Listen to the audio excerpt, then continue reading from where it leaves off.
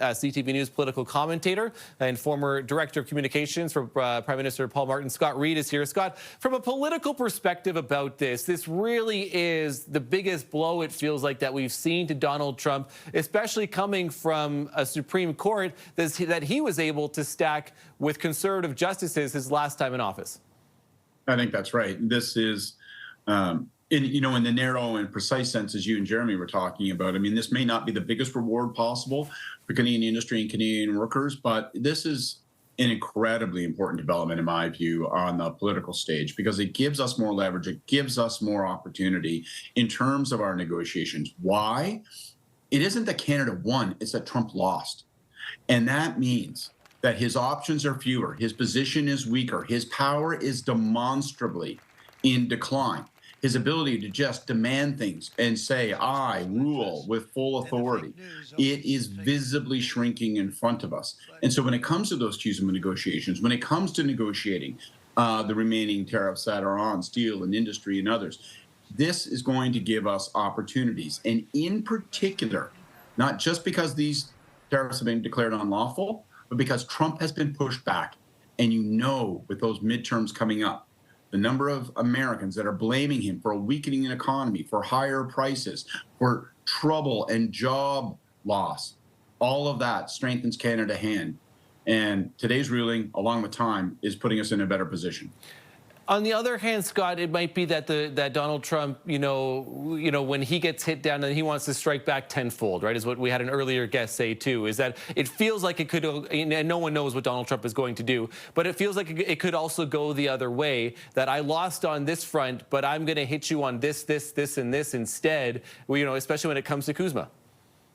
Possibly, but I don't really think that's how this is going to play out. Okay. What I think we will see is an immediate junkyard dog reaction. As he's pushed into a corner, he will bare his fangs, no question about it.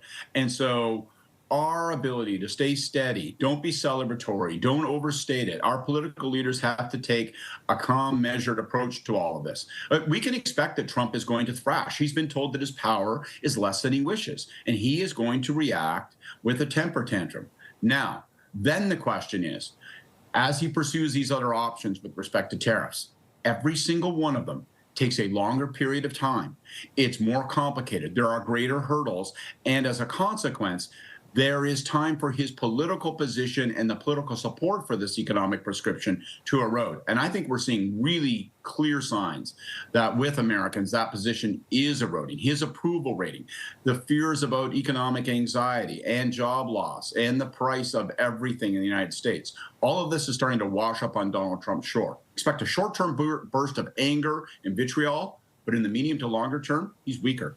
Yeah, and it certainly does feel that way, at least at this point. And we're going to hear, you're standing by, you've seen on your screen too as well, the White House press briefing room. We're expecting to hear from the president at any minute, and we'll take you to Washington when that does happen. You touched on too there, Scott, for Prime Minister Mark Carney, we've heard from Pierre Poilievre, who has put something out on social media as well, at least at this point. That measured reaction is going to be very vital. But how does this push it forward? If things take longer, again, I think to your point, that's a good thing for Canada, is that as we get closer to summer and we get actually closer to this CUSMA review.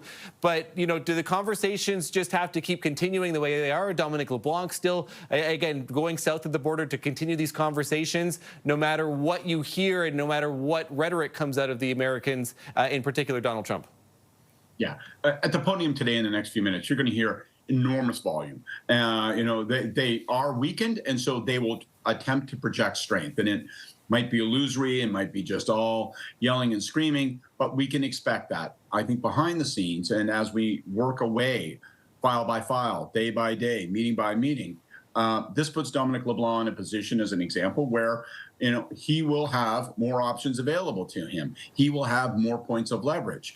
And you want to be careful not to attempt to overstate that, and you want to be careful not to overreach. But there's just no objective way to read today other than trading partners with the United States are now in a better position. They have more options. They have more opportunity than does the White House. And that's going to bear fruit over time. I'm firmly of that view. Yeah, no, and again, I think it makes sense at this point as we slowly start to unpack a lot of the different parts of this as well. As we continue to, at least at this point, and then we get into the Sector 232 tariffs as well. Do you expect that's now going to fall under Kuzma? I think clearly. So we have one part of this, of those IEEPA tariffs, and then the 232 is likely. Do you believe now going to firmly fall under Kuzma? We'll have to see. I mean, the options available to Trump if he wants to reanimate some of these tariffs. He can talk about it in terms of national security. He can talk about injury to specific sectors in industry. That's a bit of a long boat. You have to do studies first, then you have to get some measure of political buy-in and industry buy-in. Will all this get rolled up, as you say, the Section 232? Will they get rolled up into Kuzma? Quite possibly. We'll have to see on that.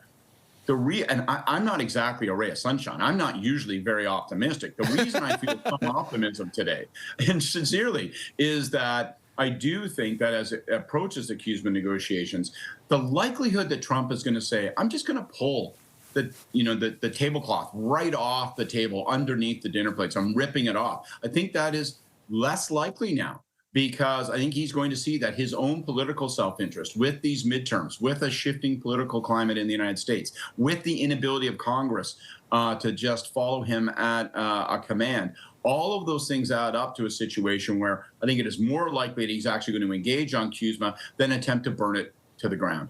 So this is as much sunshine as you've got for us. Is that's what you're telling for us, Scott?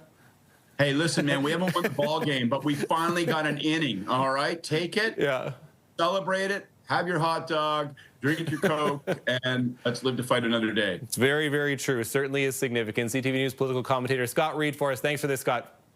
Thank you.